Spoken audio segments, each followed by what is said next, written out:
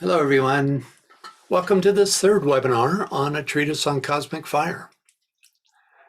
This webinar series is available on makara.us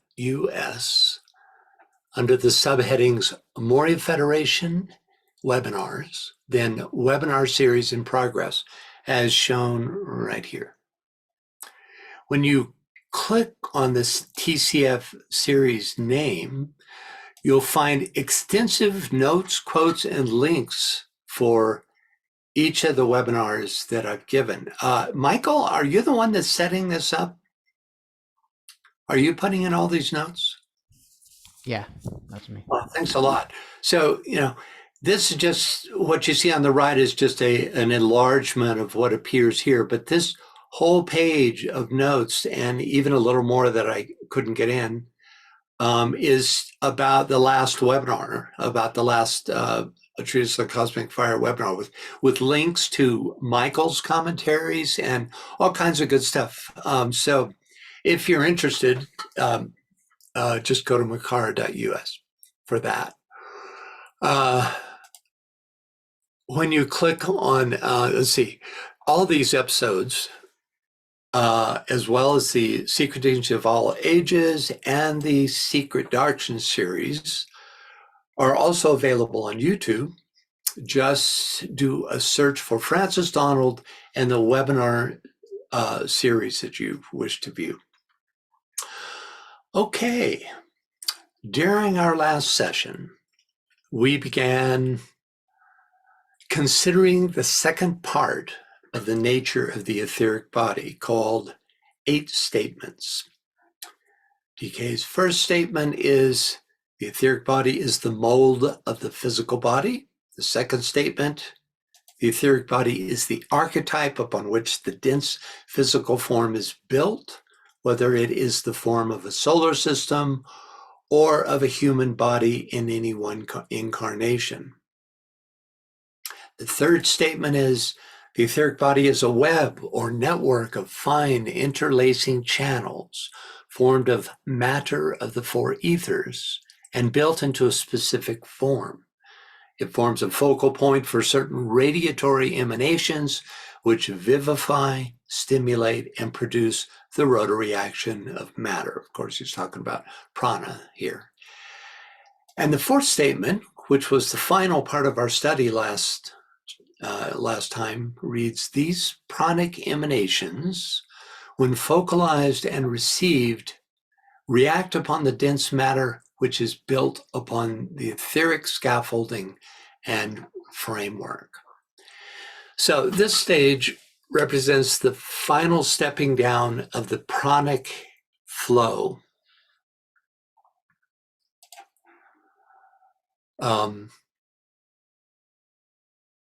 Cosmic prana is converted into solar prana by the solar logos. Solar prana is received throughout the solar system and is converted into planetary prana, which becomes the emanations of Mother Nature, received mainly, we're told, through the pores of the skin. In an upcoming chapter, we're told that planetary prana, that also human beings are the agents of planetary prana.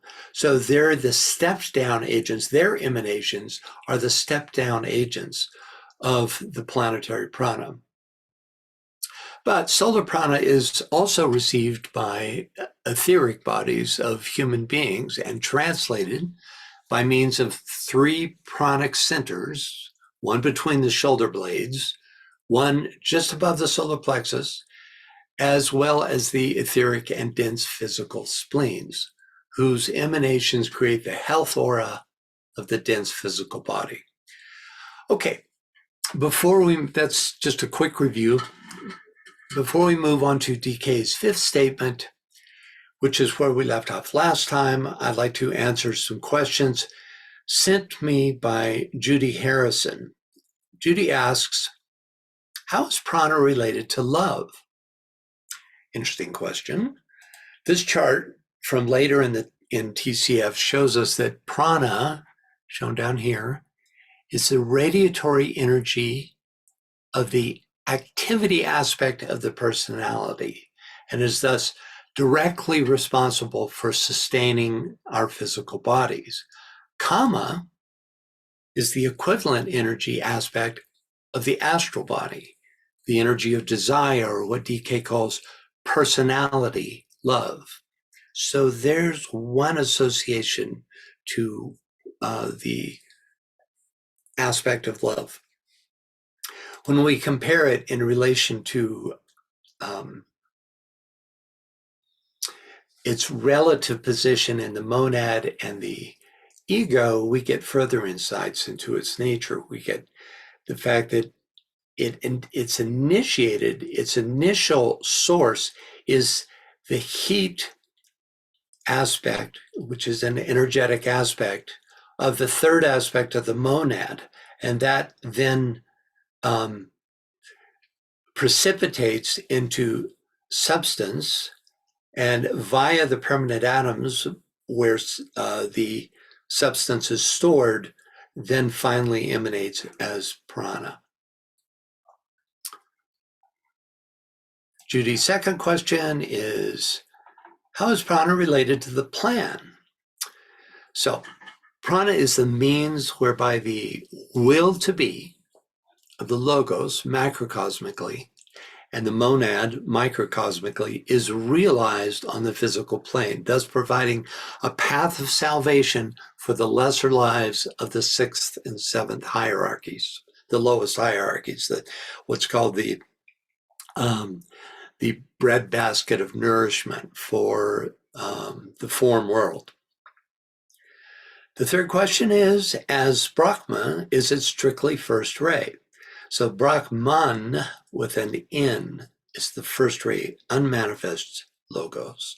Brahma is the third logos, which uses prana to manifest the universe. Thus, prana itself is only connected to the first ray as the means by which the will to be is realized through the third aspect.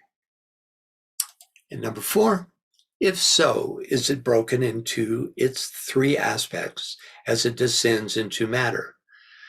Yes, Brahma himself demonstrates through 3 aspects, as we discover in this quote from later in TCF, which tells us that prana actually emanates from the second aspect of Brahma, which is another connection to the solar, the plane of love wisdom.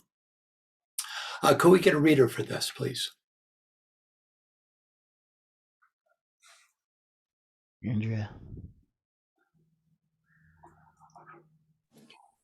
3 types of force, therefore, play upon or through these devas.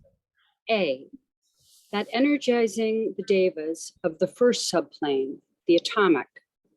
This emanates directly from the first aspect of Brahma or Agni, considering him as a self-conscious identity, the third person of the logoic trinity, and therefore spirit, soul, and body himself in his separated essential nature.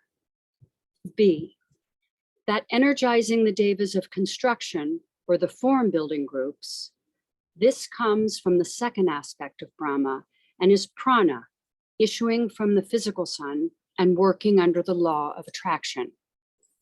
C, that energizing the devas of the lowest 3 orders, emanating from Brahma in his third aspect. Thus, in the dual force, or the aspects of matter itself, interacting the one upon the other, the densest forms of all are produced, yet these 3 functions as one. So we learn here that prana issues from the second aspect of Brahma, but is itself a third aspect radiatory substance. As mentioned before, prana itself is triple, manifesting as cosmic, solar, and planetary prana. Next question. I think of all substance as Devic. Is prana Devic or just the etheric matter that supports it? First of all, you're right in stating that all substance is Devic. The first of DK's postulates on the transmutation of substances states, postulate 1, all matter is living matter, or is the vital substance of Deva entities. For instance, a plane and forms built of that particular plane substance is the material form or sheath of a great Deva, who is the essence back of manifestation and the soul of the plane. Now, to answer the second part of your question, Judy, is Prana Devic? So to answer this, we'll scroll down to postulate 4 in that same list of postulates. Could we get a reader for this, please? Just postulate 4 at the bottom. Francis. Postulate 4.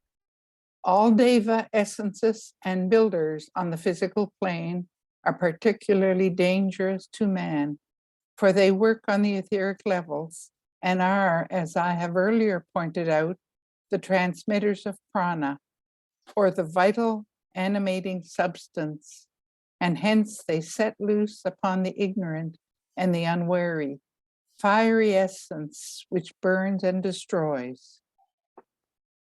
Okay.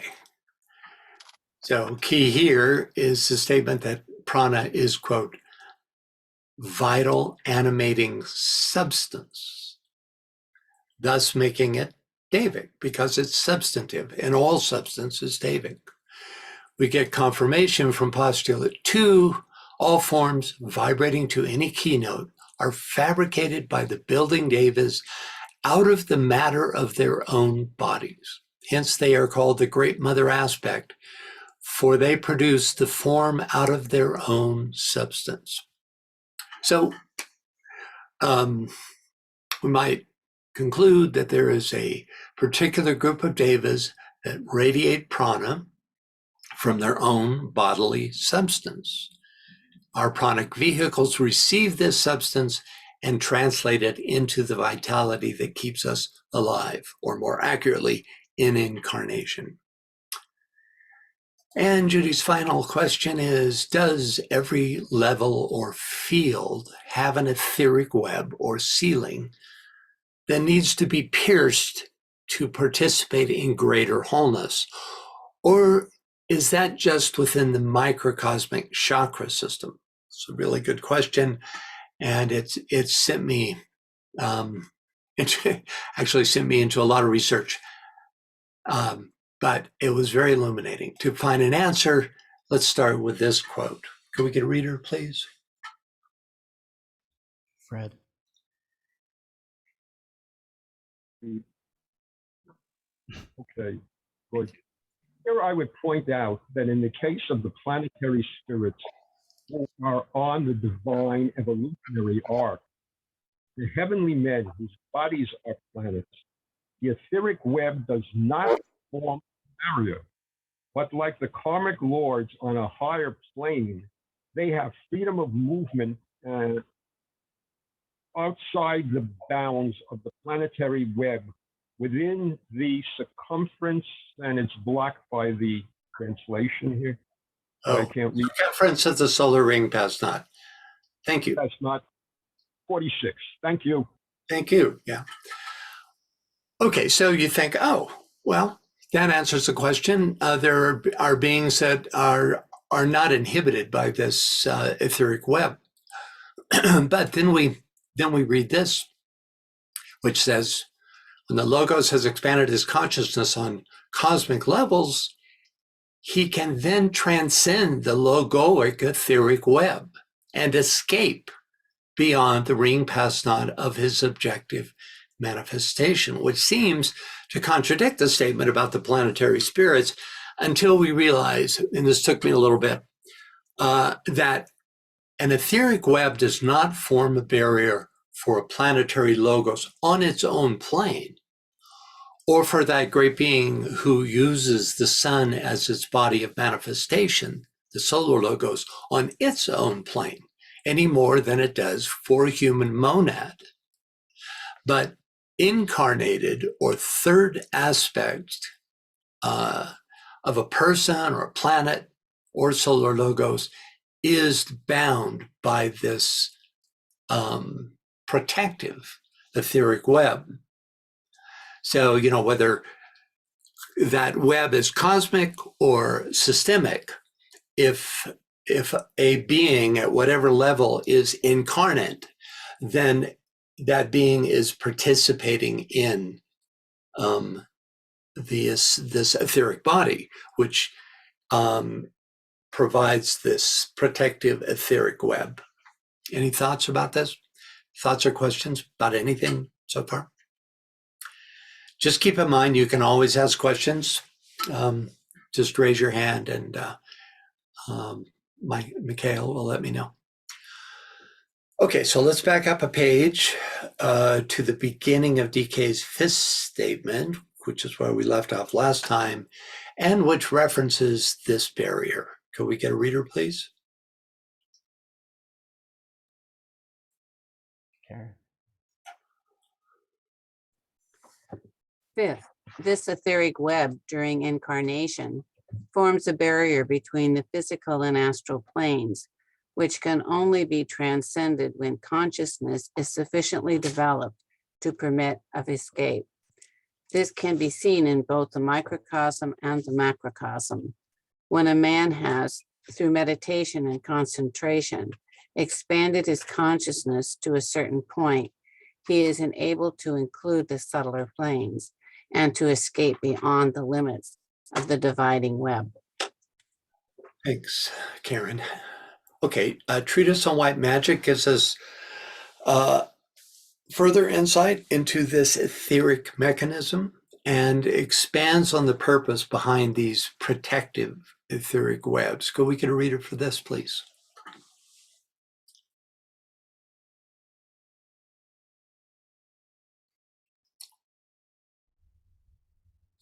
Marianne. Hang on, Marianne, before you read, Judy, your hand is raised. I was just offering to read. Oh, great. I hope that, did that answer your question sufficiently? Yes, it gave me a more holistic picture of what it is that we're doing and how things are related. So Great. thank you. Yeah. Well, and by the way, I want to invite all of you, any of you and all of you to submit questions to me, through just email me any questions. And if they're relevant especially to what we're discussing in these webinars, then I'll include them in the following webinar. So thanks, Judy, for that. It was very helpful, actually. Okay, go ahead, if you would please, and read. The quality and the brilliance of the light in the head has to be studied, for it indicates the measure of soul control and the relative purity of the vehicles. And the various etheric webs have to be carefully dealt with, and also the rate of vibration of the web and the center. A synchronization has to be set up, and this is most difficult to bring about.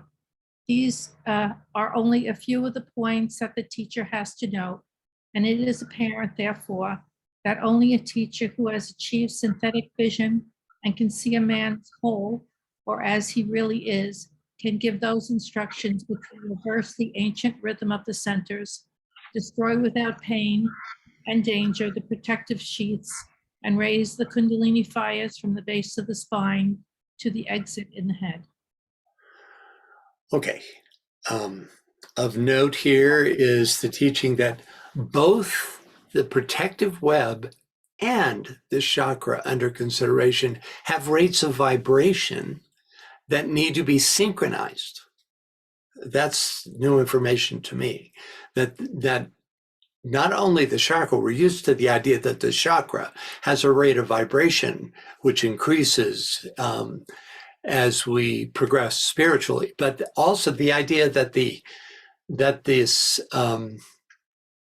protective web also has a quality of vibration that needs to be synchronized with the with the chakra that it's a protective, that it is acting as a protective web for, that those need to be synchronized before that protective web can be burned away. That's new info to my mind.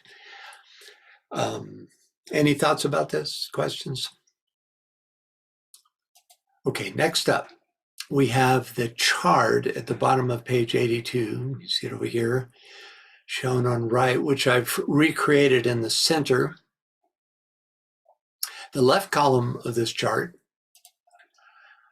details the physical subplanes, just simply first, second, third, and fourth ethers, which represent the atomic subplane, subatomic, superetheric, and super gaseous subplanes. And then we have the dense physical, which consists of gaseous, liquid, and earthly or dense subplanes. And they're seen on this chart that we all know and love from TCF, page 117. This represents this bottom section of that chart. In the right column, we have a precursor to that chart on page 117. The cool thing about this chart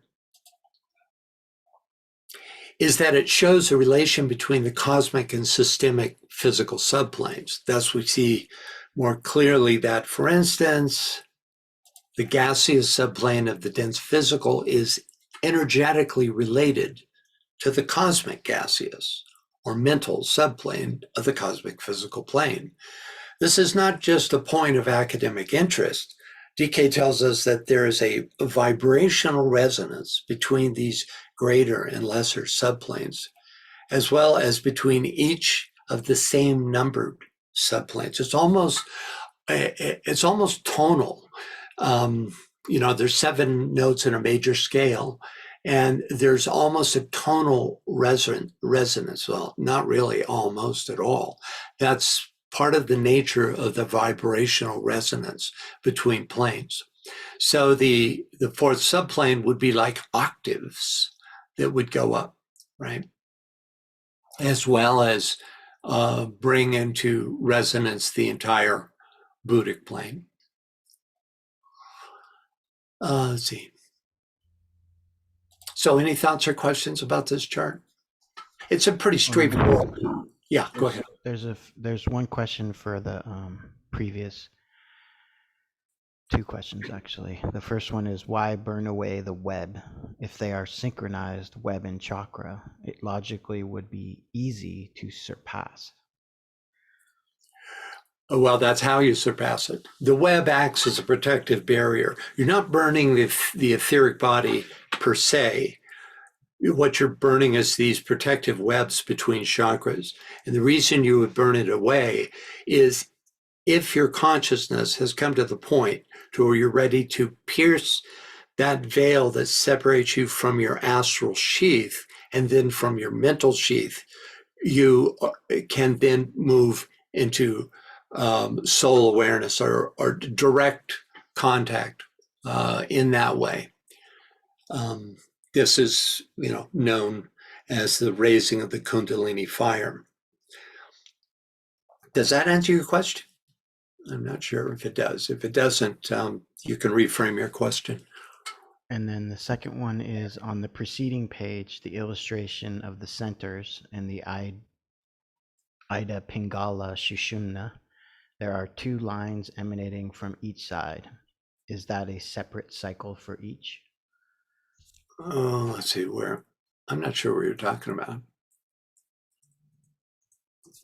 I think that line that you just went past. Oh, these lines right here? I think it's not this line. I think it's the other line. Go forward. One before. Before this one? Yes. Back to the picture of the chakras. Is it this one or no? The chakras. Oh, okay. Yeah, I got you. All right, hang on a sec. Yeah, here we go. All right. I noticed there are 2 white lines and 2 red lines from each side. That isn't a correct statement, but you understand what I'm saying. from the base, there are actually two. And is that the up and down of, say, the Inga? You're talking about these spiral Yeah, lines. yeah. Yeah, this is somewhat artistic, and partly artistic, partly accurate, in that it's the Ida and the Pingala and the Sushumna. The Sushumna is the central channel, right? And Ida and Pingala is the positive and negatively polarized channels, and they are the three together, and that's the real meaning of or one of the fundamental meanings of the caduceus. Where they cross are chakras, as you see here and here, right? And also at that point, you have a protective web that keeps the energy from ascending further, right? So that's where those webs are. So you were asking me about the white and red lines. What specifically about those lines were you asking? I've always visualized them as a single line, and that the energy went up and down the single line, but here we have two. I've never seen that before. It's actually three, because it's this middle line here. No, I'm not making myself clear. I understand that's the Sushumna, but why are there two lines emanating from both the Ida and the Pingala? So the Ida and the Pingala are the white and the red lines. Right. Why are there two lines emanating from Well, them? that red is actually, notice that it's a circuit all by itself. And probably I've given the answer, but I didn't know it was a circuit all by itself. It is, yes. It's like but it's a dependent circuit. It's a circuit by itself, and yet it's dependent on the activity of its opposite negatively polarized Ida line. And I think that's all we can do right now, because we're not really. So I don't think I really answered you, but that's at least we had a conversation. But yeah, it's different from anything I've seen. That's wonderful. Thank you. Oh, good. Okay. Can I just say, I see what she's saying. It looks like there's 5 lines instead of 3. I get it. What you're talking about down here, right? I see that there's 2 emanating here and 2 emanating there. I think that if these were behind his feet, maybe would extend down to this lowest chakra.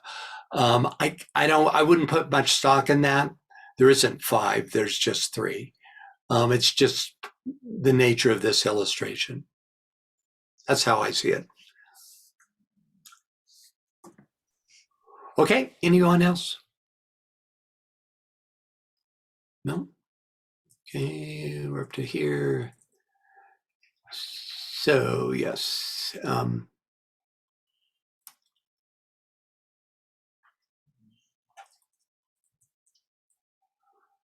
And we looked at that, and here. Okay.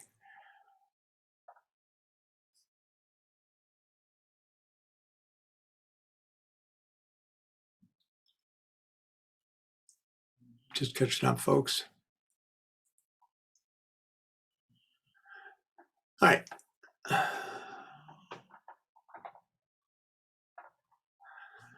Okay, let's move on. So can we get a reader to finish DK's 5th statement?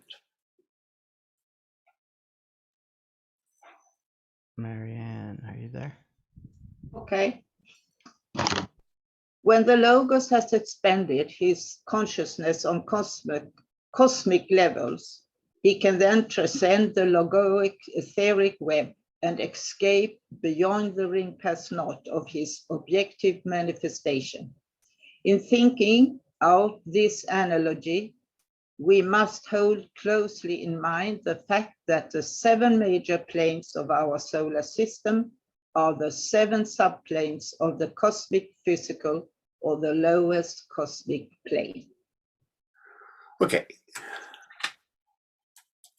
Through an exploration of Judy's final question, we've come to some understanding of this first sentence, right?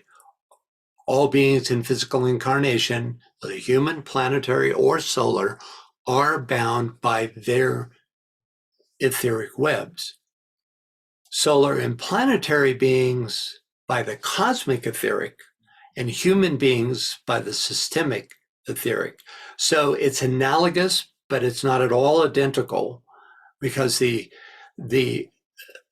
which binds a solar logos is actually the source of our spiritual reality, right? So there's an overlap between the lesser and the greater, but one is revelation and expansion. What for one is revelation and expansion for a human being is actually the sacrificial constriction for a cosmic being.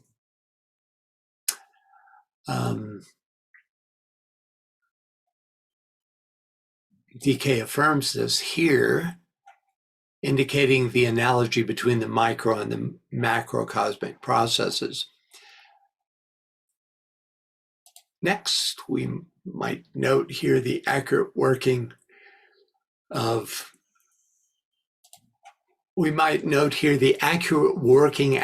of the correspondence in matter, and the radiatory correspondence is equally accurate. All he's saying here is the correspondence in matter refers to correspondence between the 4 cosmic and 4 systemic etheric planes. That's the correspondence in matter.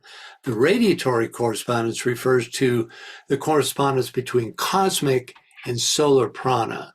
So cosmic prana inhabits the higher 4 ethers, and solar prana the lower ethers. Any thoughts or questions about this? Okay. What are the lower ethers? Right here, I'll show you. These are here. So these are our systemic ethers that make up our etheric body, right? So you would call them systemic ethers because they are part and parcel of the physical aspect of our solar system. So they're the etheric aspect within the solar ring past knot, right?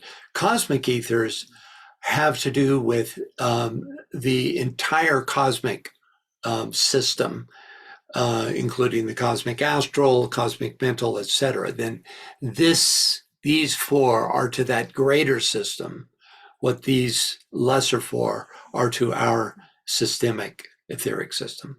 Is that? Yes, I'm asking this because I was thinking of the 4 etheric planes on the astral and on the mental plane. Are these from solar? They are emanations, also emanations from solar, but they're it's not pranic in that sense. They're just you could call them the subjective planes, the 4 upper planes of each of these, but they're not pranic, if you understand what I mean. Pranic is very much the physical, incarnating, sustaining energy for the physical body, right? For the etheric and physical body.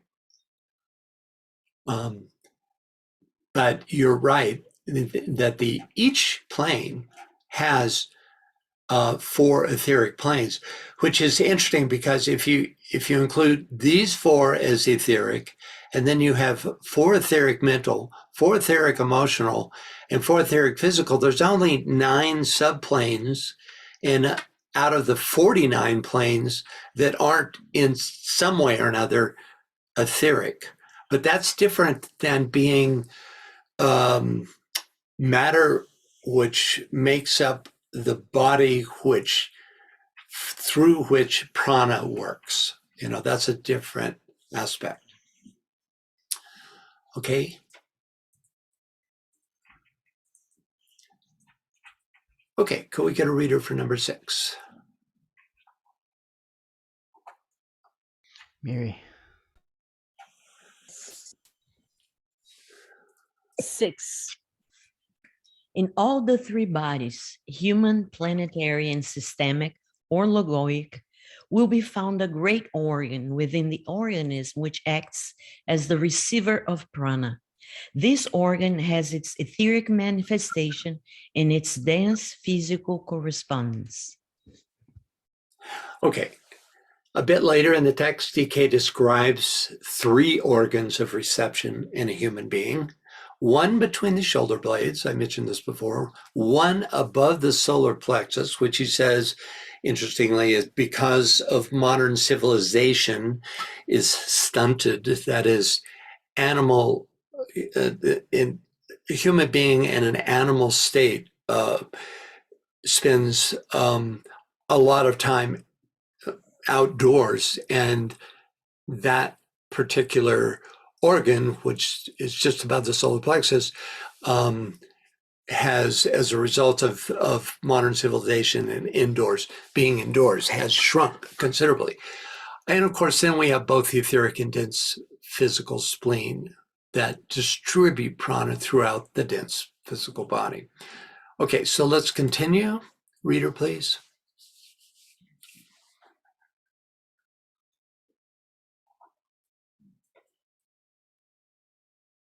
Robert. In the system, the organ of cosmic prana, of the force vitalizing matter, is the central sun, which is the direct receiver and dispenser of cosmic radiation. This is one of the threefold divisions of the primordial ray of active intelligence. Each of the cosmic rays is in essence threefold, a fact which is often overlooked, though logically obvious. Each ray is the vehicle for a cosmic entity, and all existence is necessarily triple in manifestation. The central sun has within its periphery a center of reception with a surface radiation. Okay, thanks, Robert. First up, in the system, the organ of cosmic prana, of the force vitalizing matter, is the central sun, which is the direct receiver and dispenser of cosmic radiation, which means cosmic prana. So the prana that vitalizes our solar system comes from the central sun. This is not the central spiritual sun. Don't get confused about that. But rather the physical sun, which stands at the center of our solar system, as we discover by examining the chart that appears on the next page. Note here that the receptive center for cosmic prana is the pole of the central sun, thus placing that aspect of the sun within our physical solar system. Okay? We have corroboration from a passage in esoteric astrology, which refers to the planets of our solar system as part of the great family of the central sun. We also know that DK is referring to the physical sun because the solar etheric body and the prana that it distributes only occurs during its physical manifestation. Whenever you're looking at prana, whenever you're looking at an etheric body, you're talking about some being in incarnation, their essential, but nonetheless physical form. Okay, let's take a closer look at the first of four charts that appear here. The entity under consideration is the solar logos, whose body of manifestation is the solar system. At the center of the solar system is the central sun, which receives cosmic prana via its polar axis, and then emanates solar prana by means of its surface radiation. The effect of this reception, interestingly, is systemic rotation. MDR notes that there's a big difference between the 27-day rotation of the central sun on its own axis and the rotation of the entire solar system. DK says the entire solar sphere, the logoic ring past naught, which would include all the planets all the way out to the what's called the Oort field, rotates upon its axis, and thus all that is included within the sphere is carried in a circular manner through the heavens. The exact figures of the cycle, which covers the vast rotation, must remain as yet esoteric, but it may be stated that it approximates 100,000 years. So 27-day rotation for the central sun, and somewhere around 100,000 years for the entire solar system rotating, which of course, that in turn rotates around that central point in space.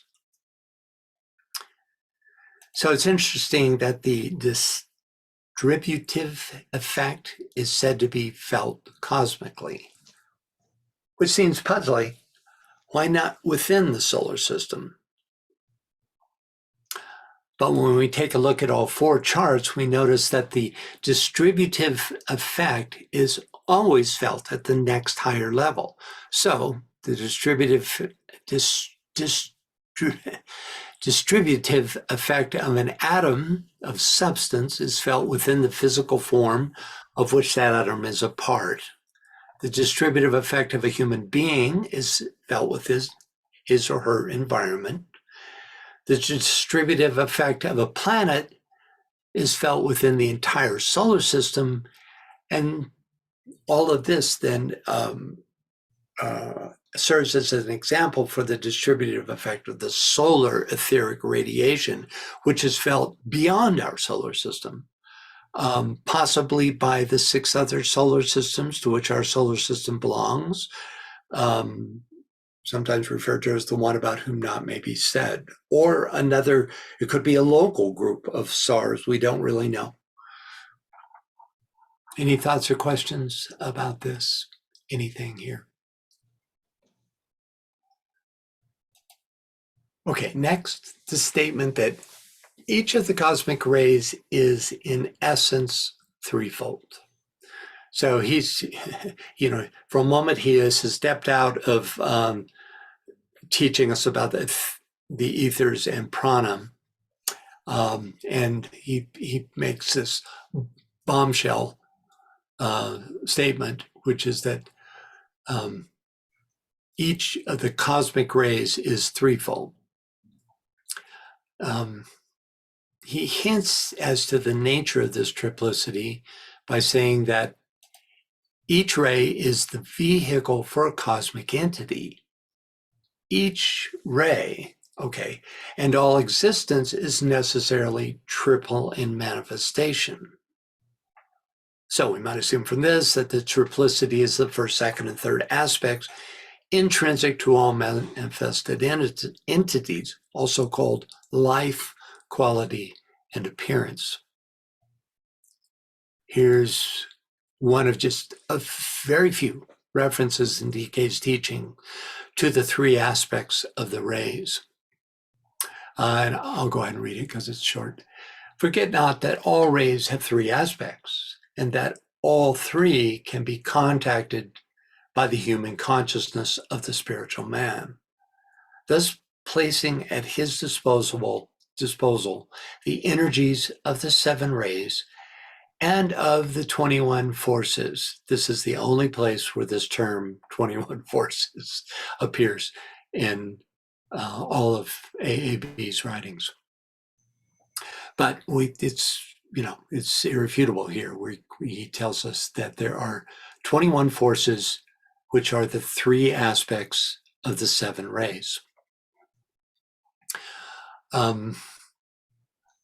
The passage just before this statement, which appears down here, describes the second of these 21 forces. Can we get a reader just for the part in black?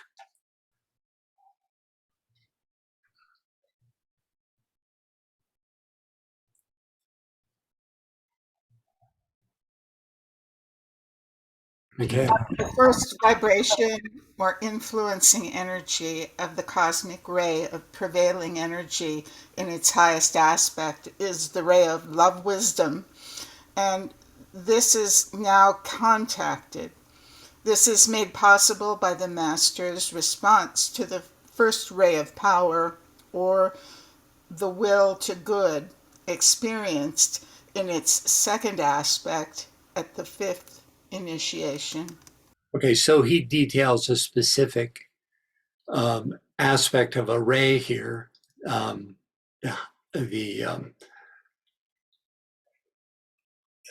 of love, the ray of love wisdom, and then he follows that by saying, "Forget not, all the rays have three aspects, right?"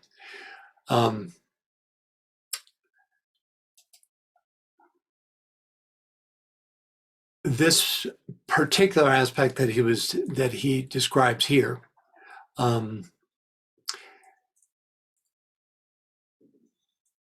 is further described in these quotes. Could we get a reader for these?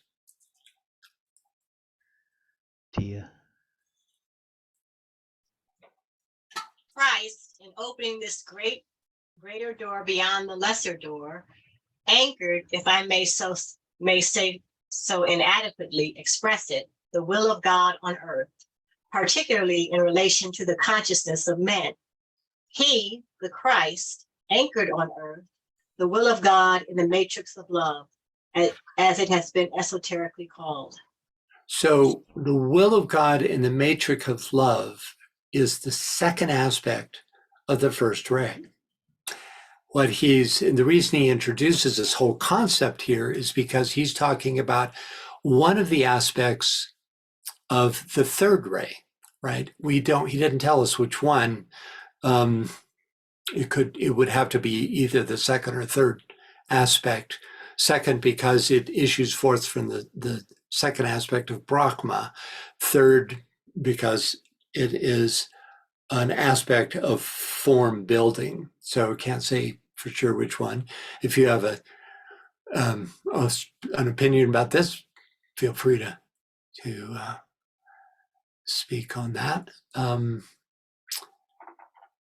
So from these quotes, we might assume that the aspect of the third ray concerned with the reception and dispensing of cosmic prana is one of the 21 forces described in rays and initiations. And then finally, we have the central sun has within its periphery a center of reception with the surface radiation. The sentence describes the pranic system of our physical sun, which receives cosmic prana by means of its pole and emanates solar prana. So it acts as a transformer through surface radiation. Okay, next up, a description of how prana is received and distributed by a planet. Can we get a reader, please? Joe.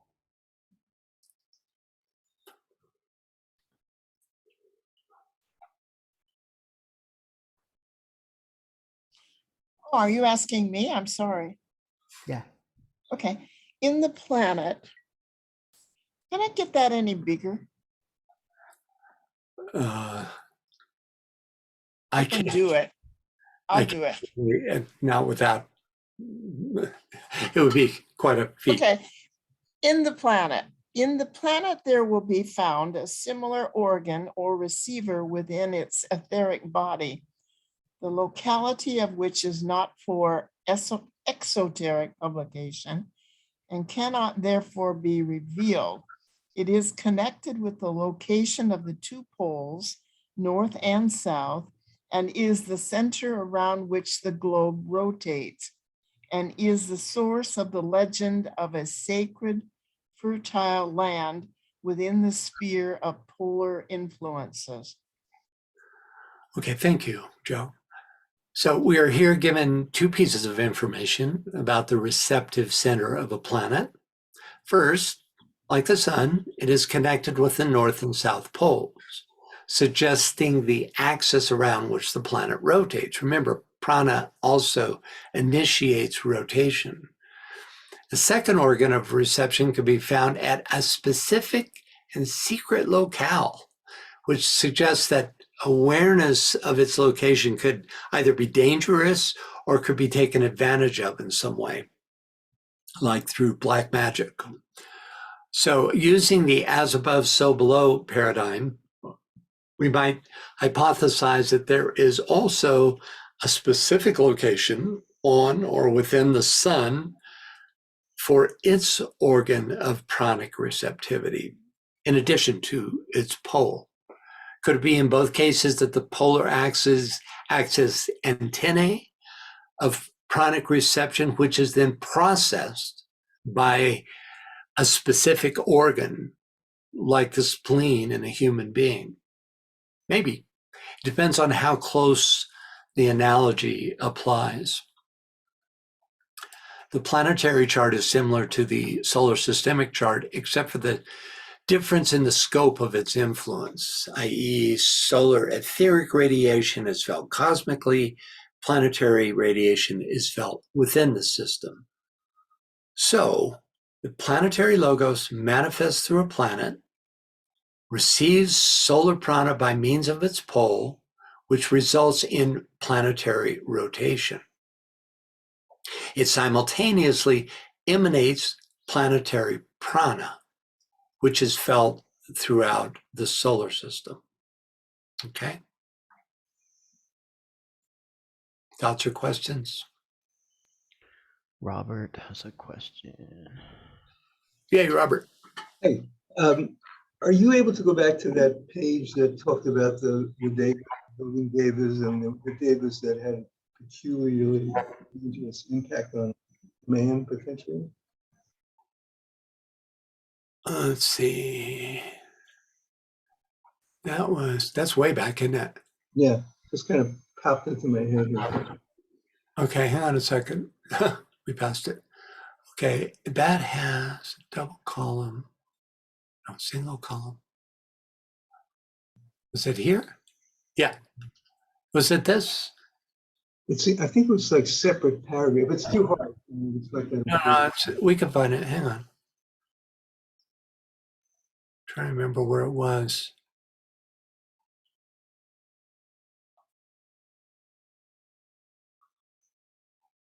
Well, I can make the point without. Okay, go ahead and make your point. I'll look for it while you're trying to make your point. You remember the chart you talked about, the chart we love from the Constitution of Man, that one with the 7 planes? Right. Easily enough. You mean this one? One up. Yeah, okay. So the one on the That's one. Okay, go ahead. Okay, so the difficulty of these flat 2-dimensional diagrams in rendering a larger dimensional reality is clear, okay? Because when you look at this, you would think that the first subplane would go down through the rest of the 7 subplanes and then you'd get to the next plane. But in reality, the subplane of any plane are actually closer to the subplane of the next plane. You know what I mean? Yeah, totally. Right. Yeah, DK makes this amazing statement, which is the rays rotate vertically in this double sphere and the planes rotate horizontally, which totally takes the paradigm that we're looking at on a chart, just throws that out the window. Right. These are much more like interconnected spheres and also like nesting spheres. Yes, that would be the higher dimension version of it. But so what occurred to me today is I've always pictured, not having any experience with it, the etheric web as being between the etheric centers. And like he talks about when the burning away of the brain etheric web, you end up with continuity of consciousness. But I wondered now whether the etheric webs between centers actually has its correspondence to the web on other planes, like on the astral plane. So that, for example, if you burned away the etheric web of the solar plexus etheric center and somehow ended up, interacting with the solar plexus of the astral plane, that could be a real problem. I could really understand that. And I've never really thought about that or seen that. And I wondered if you had any thoughts about it. Yeah, it brings up the question of, does the web separate our sheaths, or does it separate the planes? And is that the same thing? Yeah, or all the above. Yeah, like it has like the web between centers maybe has 4 different levels to it, depending on what And Yeah. but anyway, it just kind of was a really interesting thought to me. I don't have any answers. Yeah, it is interesting. Also, in addition to that, we have the fact that, as you mentioned, the solar plexus is a portal onto the astral plane. I mean, he says this is discussed, many, many times in the DK material. So what's the difference between going through that solar plexus portal and moving directly, burning away the etheric web that separates the physical from the astral and moving onto that level? Clearly, they're quite different in terms of where you have to be in your consciousness. Mhm. But, why is that a different experience? And, what does that represent? What do the two realities represent? And, I don't know the answer. All I can do is pose the question. Okay, let me come back to where we were. Thanks, Robert.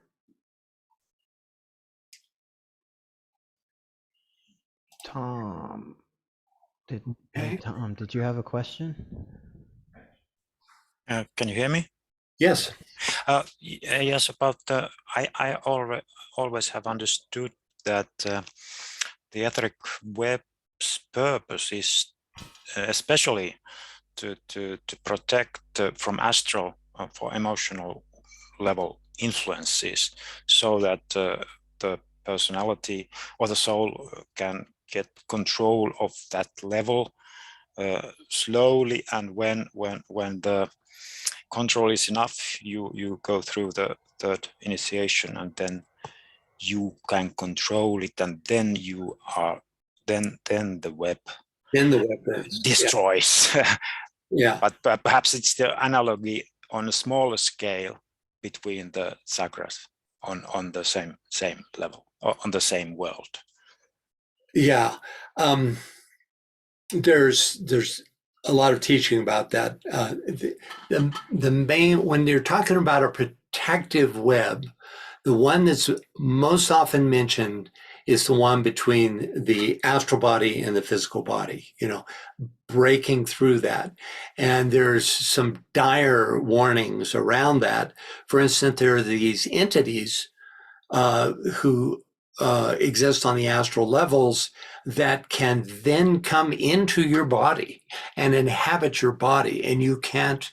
They're neutral in their purpose. They're not evil, but they are magnetically attracted into your physical form and can wreak all kinds of havoc. In fact, it's not even something that death necessarily will solve, because you then carry that experience in your permanent atom. So it can be a real horror show. This is all the warning towards, using, for instance, pranayama, breath exercises to break through the etheric web, that protective web. And so this brings up this very simple paradigm, which is that through spiritual identification with the soul, you become radiatory and therefore positively polarized. That also has to do with being mentally polarized, which is actually a higher mental polarity. When that happens, then nothing can come in.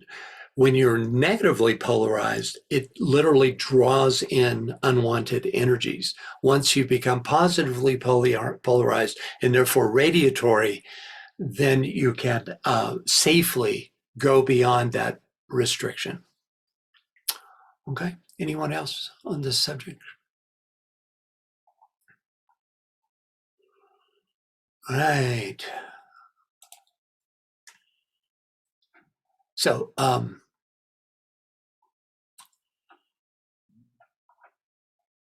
let's finish this section on planetary, the planetary prana.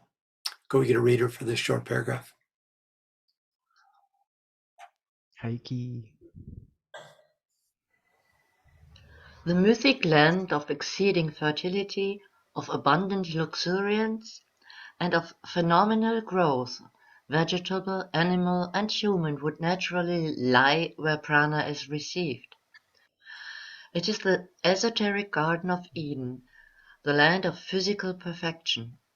Surface radiation demonstrates after distribution as planetary prana. Thank you. So this mythic Garden of Eden, by whatever name, figures in many of the ancient cultures in mythology. The Greeks knew it as a blessed land beyond the reach of Boreas, their god of winter.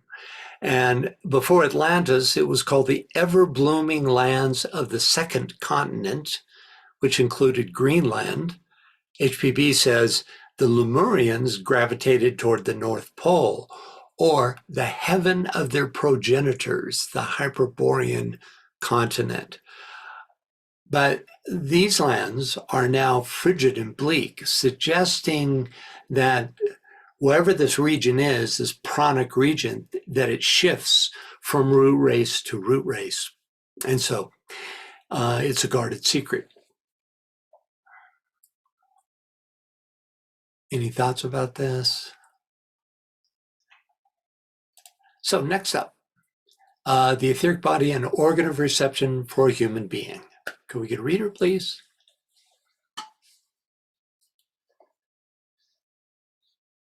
And Veronica. In man, the organ of reception is the spleen through its etheric counterpart. After distribution over the entire body via the etheric network, it demonstrates in surface radiation as the health aura. Thank you, Veronica. So solar prana, which is received by exposure to the sun, and planetary prana, which is received through the pores of the skin, is processed by the etheric spleen and transferred to the physical spleen to demonstrate as the health aura of a human being. Let's take a look at the chart for a human being down here at the bottom. As with the solar system and the planet, the entity manifesting is the indwelling being. In this case, the thinker, a Dion Chohan.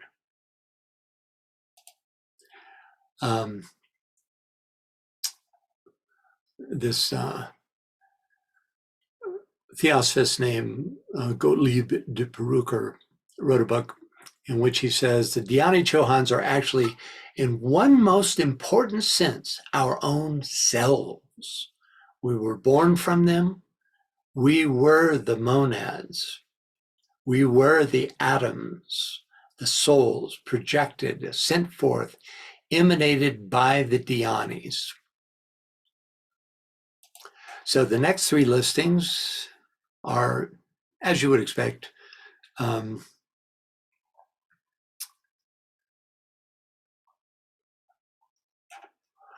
but then what is atomic rotation as regards a human being? Either DK is referring to rotation of the same atoms of matter for both human beings and atomic matter, right? I mean, it seems like that. But somehow that doesn't seem logical. Or possibly he is referring to the rotation of the chakras and the circulation of prana throughout the physical vehicle.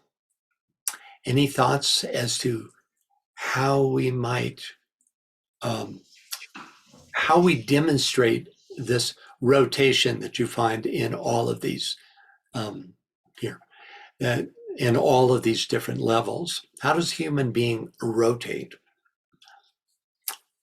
An ongoing question. I think we have some thoughts.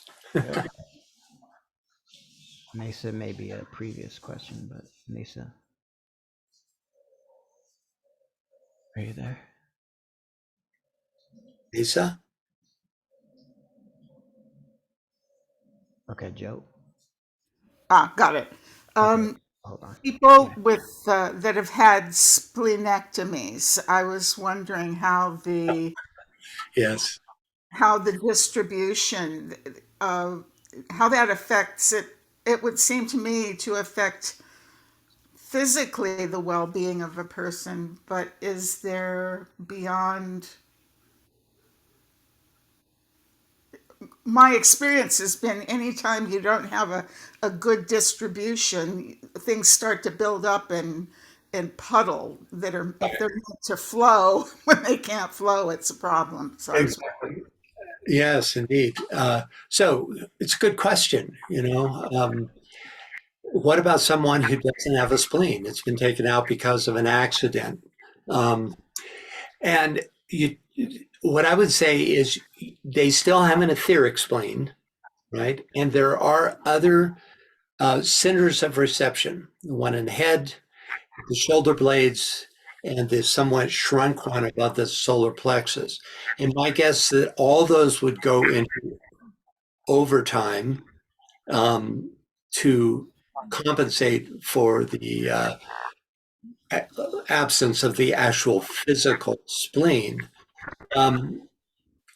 Clearly, you don't just die, because you would think that if the physical spleen was absolutely necessary for the distribution of prana.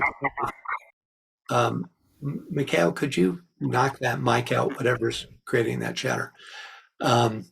So if the physical spleen was totally necessary, people would die.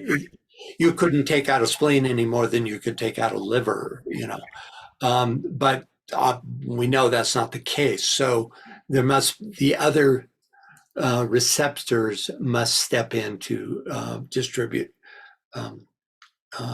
prana. Anybody else? Well, you said there was a couple, so. perhaps like when eyes are not working anymore or don't work, that there are other talents that come to the fore somehow.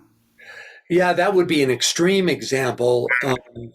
It could be, though, I would maybe make it more akin to when you have a brain injury, that the brain sort of miraculously rewires itself to use other parts of the brain to do that same function, of the damaged part of the brain. And so it could be more like that it transfers to other, pranic centers that are capable of processing prana. But I can't imagine that there wouldn't be some reduced and deleterious effect, Okay, what else? Okay, Joe for real this time. Yes, Joe. Yes. I'm going to start with a preliminary question, which is, where does prana originally come in? That is, my own sense is that as an individual, we first feel the sun prana and then later experience the earth prana. And I wonder if that shifts around with various people. Or does it have something to do with involution and evolution? I think that within the solar, first of all, I'd framed an answer based on, the question, really, where does prana come from in the very beginning of things? And I hadn't really thought about this, but it has to come from the very highest, which are the etheric levels of the highest cosmic plane, the four top levels would emanate the life source. See, it all has to do with this concept of the will to be, or sometimes called the will to live, which actually is initiated at the highest levels of being, right? and it's realized, that is, manifestation is realized through the dissemination of prana. So the first level that we know about, at least, is cosmic prana, which is what the sun receives. There would be no solar prana if this cosmic prana didn't exist. If the that organ within the sun translates that cosmic prana into solar prana. In other words, it becomes its own radiatory essence, right? And sends that out in the solar system. That is received by the planet, of which we are a part. So even though, because the sun is uninhibited in the sky, we can feel that solar prana directly, it's nonetheless tinged by planetary prana because it goes through the atmosphere of the planet. And we are also, in our emanation, a part of the emanative aspect of planetary prana, because everything on this planet belongs to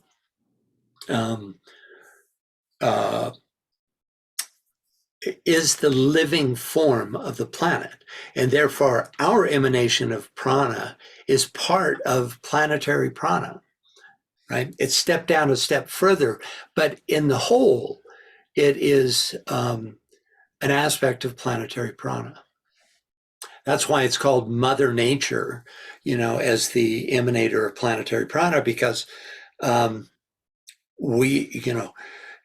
Mother Nature is all the kingdoms of nature, and the emanations of all those forms is essentially planetary prana. Okay. Then I will suggest an answer to the question you originally posed. My sense of it would be that when the reversal occurs in the, I work from astrology basically. Right. So when you get a reversal of the energy, right? Okay, then I have a notion that the prana at the earth level and the individual level it goes deeper into the atomic area, and I'm speaking from experience. Okay, right. And you as an emanatory form would be, a much stronger source of emanative prana. I would just have you keep in mind that prana always has to do with the etheric body and the physical aspect. So, people make the mistake of imagining higher forms of prana, and the only higher form is cosmic prana, but even at that level, it is a physical, vitalizing. DK calls it a fluid, like an electric fluid, right? So it always has to do with the form aspect in terms of vitalizing it. I think one. So it doesn't have to do with consciousness, is my point. It's not a function of consciousness, and it doesn't change as a result of consciousness. That's the point I'm trying to make. Okay. My sense of it is with that. I'm sorry, go ahead. With that reversal, that somehow the force is able to go more deeply toward the atoms, or one is more aware of it. Mm-hmm. Well, you're talking about the physical vitality on the atomic level, right? Those I think I am. those little beings that make up our form become more vitalized as a result of our vital health, of our increased vital health. And it's true that that we do gain an increased vitality through spiritual work. DK makes a statement that no initiate has a feeble physical vehicle. A series of vehicles. Now that's puzzling because we know that people can be sick and be initiates, but I think there what he's talking about is the vitality of the etheric vehicle. Thank you. Yeah. So does it? Yeah. I would have no doubt that. In the same way that the sun vitalizes us, and that is a high spiritual source, and we know it to be, even though it's the physical manifestation of that high spiritual source, in the same way that as we become stronger, we vitalize the little lives that make up our body, even down to the atom of substance, whose positive polarity is the nucleus. And that's what the etheric body of that atom is received through the nucleus of the atom, right? And the electrons form the negative aspect of the atomic structure, meaning the material aspect. Okay, anyone else? Yeah. I wanted to go back to the idea of the spleen, the missing spleen, for 1 second. Sure. I think the idea of the physical elemental, which is basically our physical body, has its own intelligence or its own unconscious functioning. And so if there is a loss of something like the spleen, it can do that functioning just like our body heals itself in so many situations. So I think the place of the physical elemental in this stuff, because it would be composed of ethers as well, is interesting. Yeah. And what is, can you imagine the amount of information, this amount of specific information here, in terms of the interrelation and interaction of the, all the elements that make up this unified physical being that we call the human body, and the pranic elements of the etheric elements of the interaction of those, must be just incredible. We get some idea of that by looking at a Chinese medical chart of the nadis, which are very much related. The nadis underlie the nervous system, right? And then the layer that is causal to the nadis are the centers, the chakras, and the lesser centers, right? And then you have all the millions of little nadis. You've all seen that chart, I'm sure, right? And all of those are receptors in some ways of prana. And are they further distributors? I don't know, because I think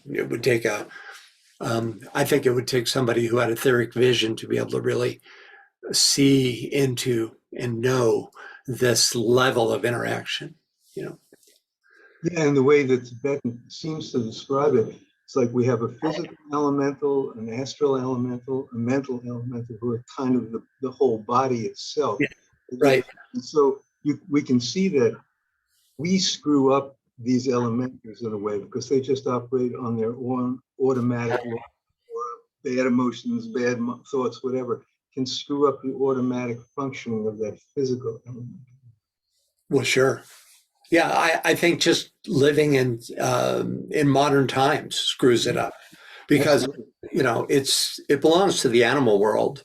We modified it enormously, and then through civilization we've stymied many of its original functions. As is indicated by, for instance, that receptive center above the solar plexus that is stunted as a result of modern civilization. So, I would say it'd be interesting to know the difference between, or the relationship, I should say, between the physical elemental and the etheric body, because they have to be, what's, you have the etheric and physical body. The physical body is strictly a precipitation of the etheric body. So what's the essential nature of the physical elemental? I can't answer that question, but it's interesting to consider. That brings up what you're saying. There might be an etheric elemental too, separated. There would have to be. Yeah. Yeah. So that, okay. Thank you. Yeah. Yeah. I think ultimately that elemental would be etheric, not dense physical. Obviously, he's not walking around. Right. Okay. Next. Thanks, Robert. Karen. Yes, thinking prana vitalizes and energizes our bodies. And we know the importance of circulation of energy, because if we don't circulate the energy, it stagnates and causes disease in our bodies and in the system as a whole. So as we, we know that in terms of the atomic rotation, it made me think of, the atomic substance, the purification of atomic substance is what's related to initiation. And as we purify, that is bring in more light, vitality, and circulation into each of our bodies, our physical, emotional, mental, and spiritual, we increase our atomic substance or vibration in the atomic substance, which leads to the initiatory process. Right. So the question is, how does that relate? How does that relate to prana? Most of it, the first subplane of the physical plane, the atomic subplane of the physical plane, is definitely etheric, and therefore the source, you would think, the very prime source of pranic reception. And so you would think that as you increase the level of the atomic substance in your constitution in general, that you would enhance your ability to receive this pranic substance. But, again, I would just warn against the idea that the difference between prana and consciousness, that it's not an aspect of consciousness. Right. So it wouldn't, for instance, appear in the higher subplanes of the astral and mental levels. Right. It's not a function of that. It's a physical thing, physical vitality. Go ahead. I kept jumping on you. Well, what were you going to say? No, I still think prana is what vitalizes. It's related to the will, the will to live. Yeah. Right. And so it's the vitalizing, it's fire. It's it's a vitalizing, energetic agency that is substantive. And, you just can't confuse it with where it comes from, what it's emanated from. We learned that it comes from the second Brahmic aspect. So that you could say that it is as the second aspect or the second principle. In the same way, our entire bodies are, the impulse to incarnate comes from the second aspect or the soul aspect. And so the strongest instrument for that manifestation is prana. That's the means by which manifestation takes place. That vitality is what allows dense physical substance to be animated, right? By the higher sources. But it itself is a third aspect energy. Okay. Anyone else? Thanks, Karen. You know, every time you ask a question, we learn a little more as, you know, as a group. And it brings forth things. So, you know, don't be shy. Is that it for now, Mikhail? Yeah, it looks like it. That's it. Okay, let's see, where are we? Next up, the 7th of 8 statements. This is shorty, so I'll read it. Thus, in all the 3 bodies will the resemblance clearly be seen, and the working out in perfect correspondence is easily demonstrable. After which we have the 3 charts on page 84 that we just discussed, and a 4th chart on page 85, the atom of matter, which DK doesn't elaborate on, but towards the end of the book on page 1181 of TCF, there is an illustration of an atom of substance called Babbitt's atom. So the chart tells us that the manifesting entity is an elementary life. The body of manifestation is the atomic sphere, which is what Babbitt has illustrated. The receptive center is, as with a sun or planet, the pole of the atom, right? This surface radiation demonstrates as a contribution of the atom to the united health aura of the body of which it is a part. Its movement and distributive effect is through atomic rotation, which makes perfect sense at this level. Okay, any questions about that? MDR says, these quotes are a great excuse for me to show pictures of Michael. So, in The Secret Doctrine, it is suggested that electrons and atoms are monads coming into manifestation. If this is the case, the term monad must be understood in a special manner. In any case, an elementary life has a monadic correspondence. So he's talking about this. Okay.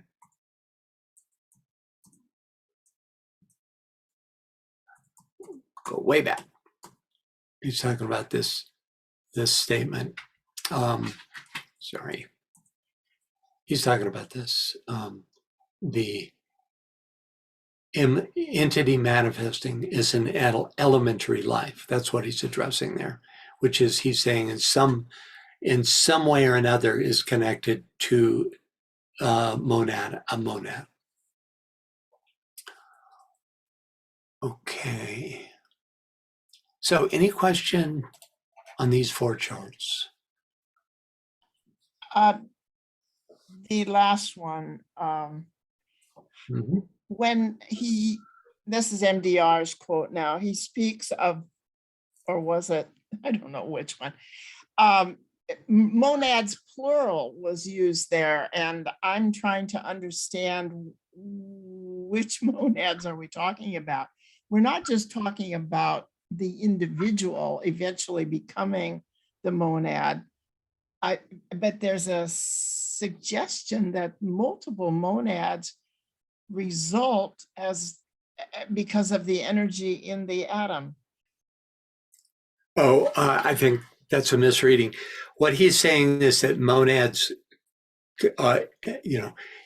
enter manifestation at its lowest level, and that's a great mystery. Where do they come from?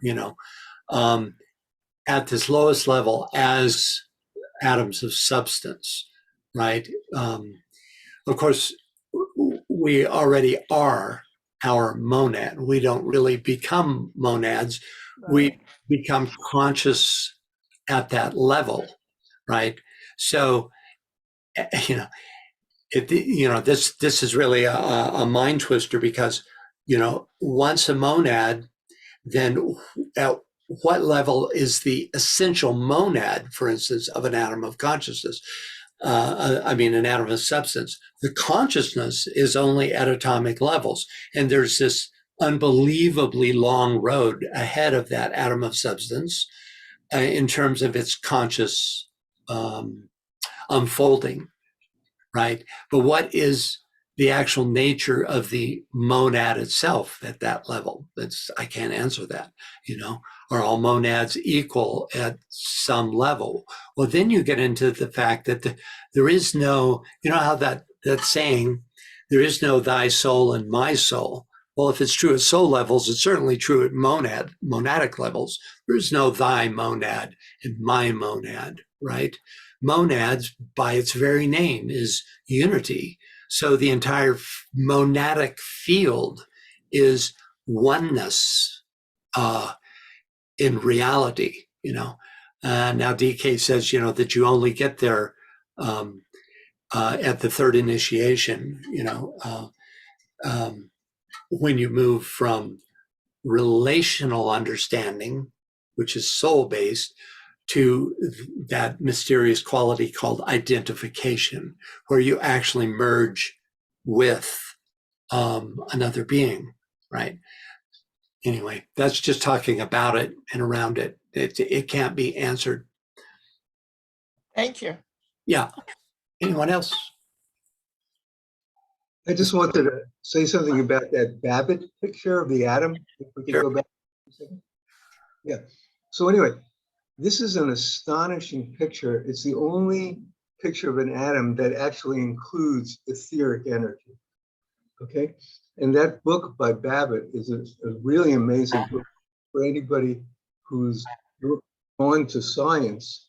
And I wondered, did he come up with this? Was this given to him to put out into the world? I think so. I read a little of it. I also, just for your information, I recreated this. It was about a 3-month project in a 3D program. Wow.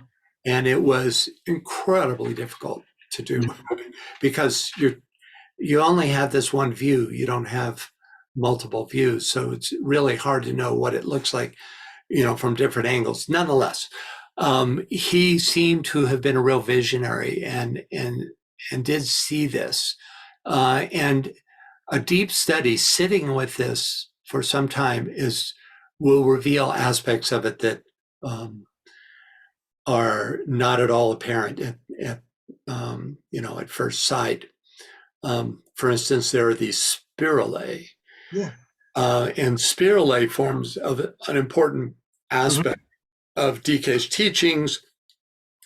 And they are aspects of an atom that come to greater vivification as one moves into higher levels of consciousness. And there are, you see these little spirals going around this straight strand? There are also little spirals going around each of these spirals. And there are little spirals that go around those and little spirals all the way up to 7 levels of spiralae, right? Mm-hmm. I think he even talks about, at such and such initiation, the 5th spiralae is activated, right? Mm-hmm. And that, what does that mean? What's the effect of that? What is, it's just, it gets a little bit back to what Karen was talking about, the idea of the vivification, but at the same time, I have to also say it's not pranic. The activation of spiralaes is consciousness, is oriented towards consciousness rather than physical vitality. Well, it's consciousness that works through these patterns, these spiralae.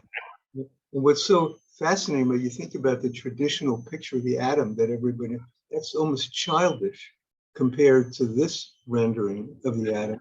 Yeah. And then when the Tibetan says, by the law of analogy, this is also what the Earth looks like and the solar system. Right. So openings at the top and bottom, and there's that old subfield of the hollow Earth kind of thing. So this is astonishing stuff coming this diagram.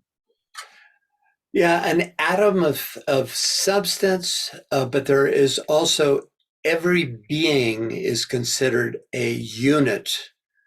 Well, another word for that is atom.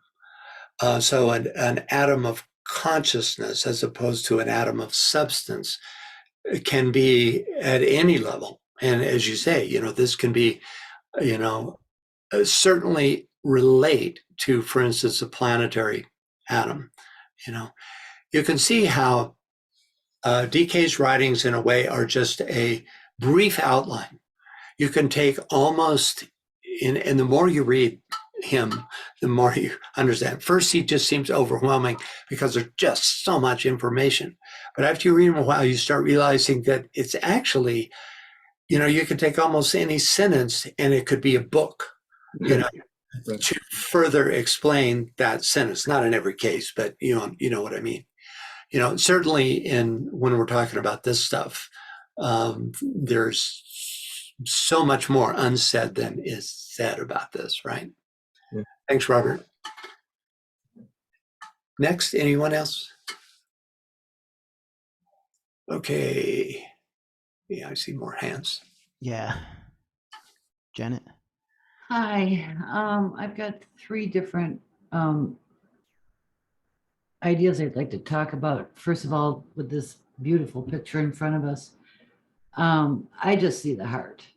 Yeah. It's just the heart, and as a distributing agent.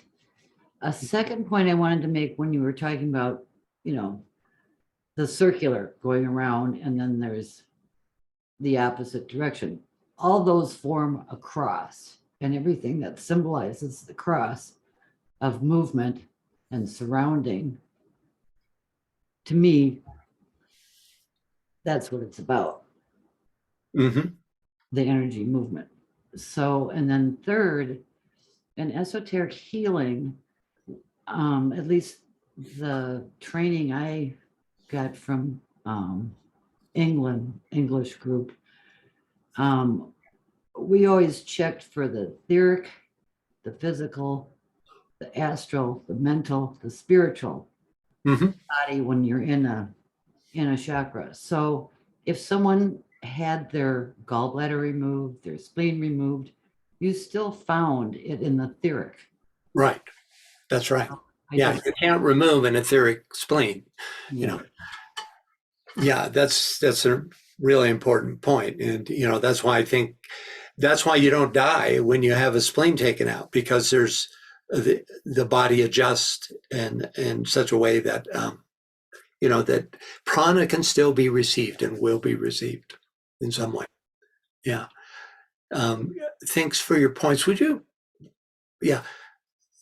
Okay, I want to address your first point, was the idea this looks like a heart. And it also is an atom or a singularity, a working system in and of itself. So it would have, I'm not saying that the etheric heart looks like this, because it doesn't. It looks like your physical heart, because the physical heart, remember, the physical heart is exactly conforms to the mold of the etheric heart, which acts as the archetype of this, right? But you would see in the etheric heart the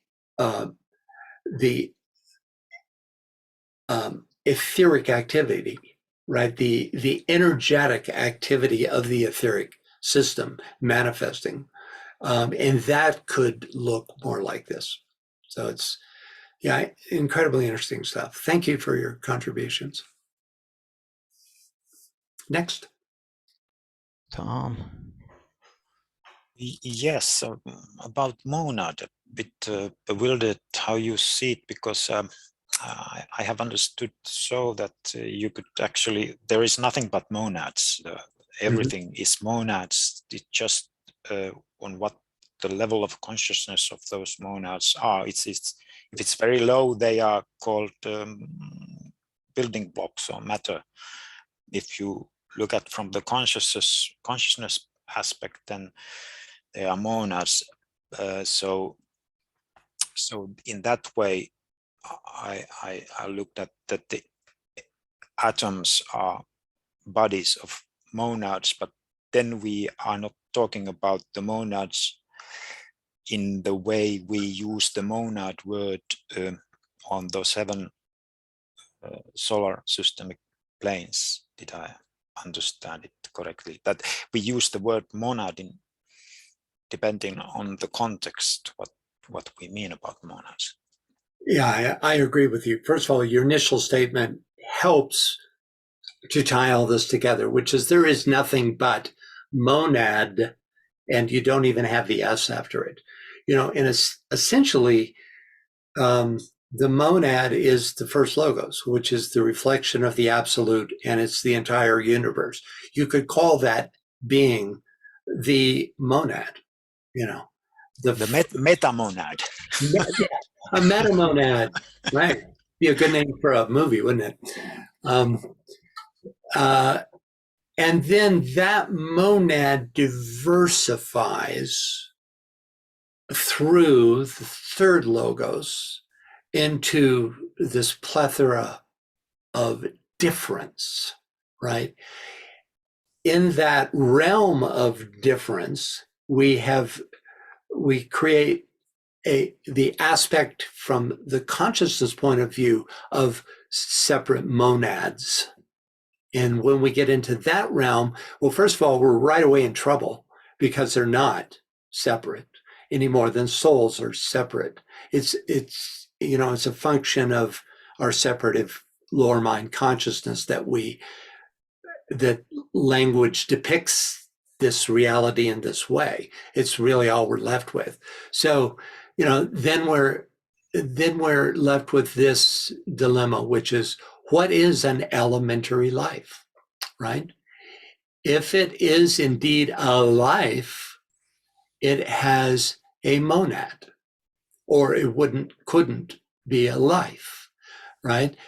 And then you have to, and that raises way more questions than it answers, And I think, where is it back here that Michael was, oh God. Michael was musing on this. Yeah, here it is. Oh, it's the one right after. Yeah, where he was musing on this, right? The secret doctrine suggests that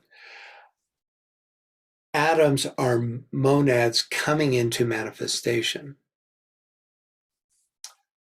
So, and then he says, if this is the case, the term monad must be understood in a special manner, because that he recognizes that this also doesn't reconcile with, our traditional idea of what a monad is. Yeah. And then he just, all you can do with it is, in any case, an elementary life has some kind of monadic correspondence, which doesn't answer the question, but, at least it recognizes the question. So to me, it's somehow easier to think that you have this metamonad, and then the one becomes many, and then you just think of sparks, sparks of consciousness that are potential, that are here to make themselves conscious, activate this latency they have, and this is the universal process that we are dealing with. So depending what part which we are talking about, then we will have to define what we mean by the word monad, and take these special words, concepts, and talk about them. Exactly. Yeah. In the East, there's two metaphors, which is the, the drop of water, which is, how is a drop of water different than the ocean to which it belongs? It's a very popular metaphor in Eastern spirituality, and the idea of the rivers returning to the sea, and then, the precipitation and the rain, can represent separative reincarnation, those drops, the individuated drops of water that came from the ocean of life and then return. And it's this great cycle. It's literally demonstrated for us in nature. And then the other one is the one that you described, which is the sparks, which, in the East are called jivas, right?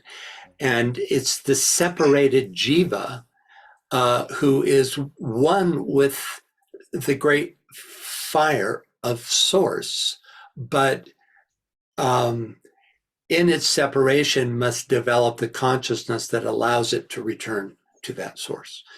And I think both of those metaphors, sparks and droplets of water, are metaphors for the monad. Yeah, and it's important that you know the difference, the sea and the drops, but you don't mix them, because otherwise you go crazy. You know them, but you play yourself. You don't. You must choose what you talk about. It is, yeah. So it is helpful to always condition your what you're saying with the level that you're talking about, and ultimately it's unsolvable because of the mystery of unity, the mystery of deity. We are only intellectually, we're attempting to intellectually understand something that can't ultimately be understood by the intellect. That's the dilemma. And what that stimulates is the intuition that will pull us onto a level to where this understanding can come about, right? That's the purpose and benefit of this kind of study and meditation, right? Thank you. Yeah, thank you. Okay, Francis, just to be Saturnian, I guess. I just wanted to let you know that in 10 minutes the ingress starts with Tuya. So okay, and it's time. We stop on time here, and so we'll start next time with the eighth statement, which is quite lengthy, has to do with the death process. What happens to prana at that level. So. oh, and one other thing. Since I did put this out to other social networks outreach, I noticed names in here that are unfamiliar, and so we wanted to say welcome. Thank you for coming. Oh yeah, yes. And we'll be here again on August. The next one for this is August 12th. Right. It's always the second and fourth Fridays. So, yeah, thanks and welcome. Great to have you.